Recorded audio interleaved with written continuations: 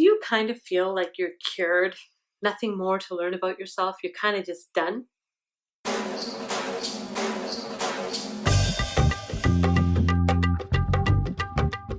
Welcome back to Ask Dr. Saira, the show where I answer your questions about spirituality, mental health, and personal development. So today's question comes from Amanda. Amanda says, is it normal to think I have learned everything I need to about myself? I have the tools and feel cured? Or is this an ego way of looking at therapy? I'm going to say that again. Is it normal to think I have learned everything I need to about myself? I have the tools and feel cured? Or is this an ego way of looking at therapy? This is a really brilliant question, and I'm so glad you asked it, because I think that happens, but people don't talk about it. People don't actually ask about it or like, kind of be curious about what's happening. I feel like it's a slippery slope, right? And let me explain what I mean. If you're coming for therapy, right, you may be coming for a variety of reasons, but I like to kind of have two major categories of reasons that people come to counseling. One is to heal illness, and one is to boost wellness. Okay, let me explain. So to heal illness, so those are people who are in crisis. Maybe there's been a mental health breakdown. Maybe there's a relationship. There's a crisis in the relationship. Maybe they're burnt out at work. There could be so many different reasons. But that is like there's a problem. There's not always a like clinically diagnosed, but there's some sort of a problem, an illness, and you're coming for support in that, in getting healthier and getting well.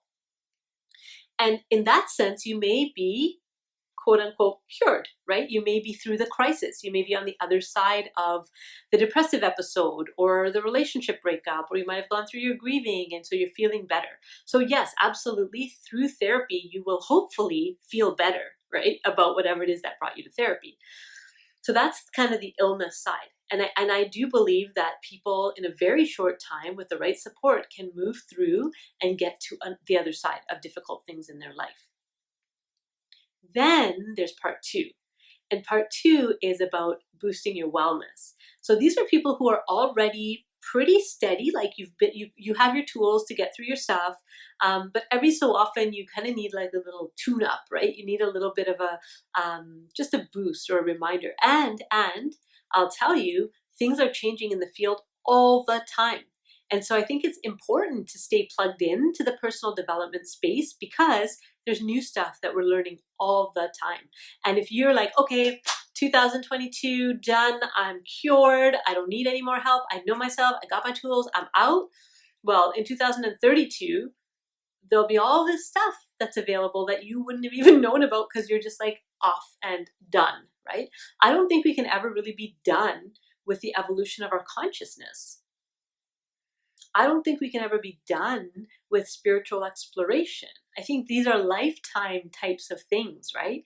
And whether you continue that work in counseling or you continue that work in some other context, the fact is you will likely continue. You will likely be curious about yourself and about why you function the way you do. So that's the boost of wellness. The other thing I want to talk about is what happens sometimes when we feel better is we can get a little bit on a high horse pedestal. We can become a little bit righteous and think like, I've got the secrets to how to live life, and if everybody just does it the way I do it, then they'll be fine, right? We can start thinking our way is the only way, or our therapist is the only good therapist, or our support group is the only group that's going to help everybody, right? Not true. Different people are going to have different flavors. Hearing something 10 years ago versus hearing it yesterday might have a different impact on you because you're different, right? So just to be mindful and careful not to get kind of righteous or arrogant to think that you know it all, right? Because sure, you could know yourself really well, but life is happening all the time, right? Triggers are coming up all the time. People around you might start changing, and then you're having to change in response to them. So things are not static.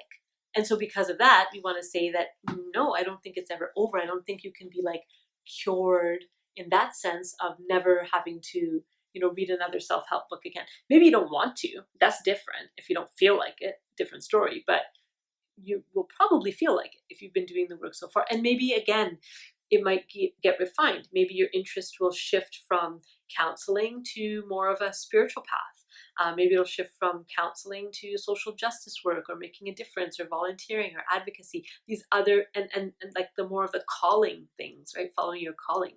And in order to do that work, you have to still continue making sure that your house is in order internally. The last thing I'll say about this, and this is really, really powerful. So Carl Jung talked about what he called the collective unconscious. So I like to think of it as like this like ocean, right? It's like an invisible ocean where we all have put our fears and our hopes and our dreams, and everything's in this kind of invisible ocean around us. And so we're kind of swimming in this collective unconsciousness.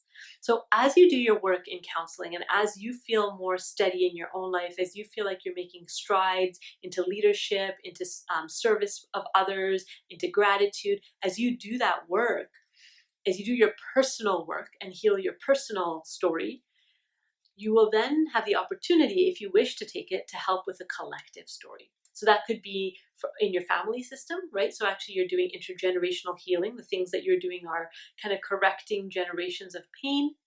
It could be from a larger level, a community level, or even a global level, where you're moving emotion and you're working through processes that are not uniquely yours in a personal way. You're kind of holding, for example, the pain of the animals on the planet. And you're able to kind of feel that and process that and do the forgiveness and the acceptance and whatever's needed to soothe that pain, for example, right? So as we go into this work, it expands. Our idea of us, our idea of me expands. Me is not just me, this, bound by this skin. Me includes my family, includes my community, includes my neighborhood, includes the whole world, includes the whole universe, right? And so as your definition gets bigger, there's more work to do. Your teachers might have to change, right? So the person that you've been following or really getting a lot of great information for your personal transformation may not be the same person that you use for that next level and that next dive into the collective unconscious. So I would say that, it's kind of maybe the ego, because the ego it feels like you're fine where you are. Don't make any more changes. We're good. We've done what we need to do. But we're always evolving.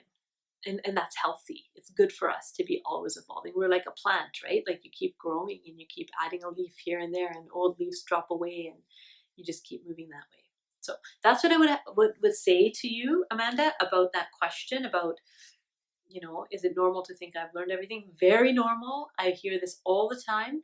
And I would challenge you and say, maybe there's more to do. So that's about it for today's question. If you have a question that you'd like to submit, just send it to me. The contact information is at the end of this video. And join us. Join us for a class or a course or a community event. You can find all that information on our website. Love to see you there. Talk soon.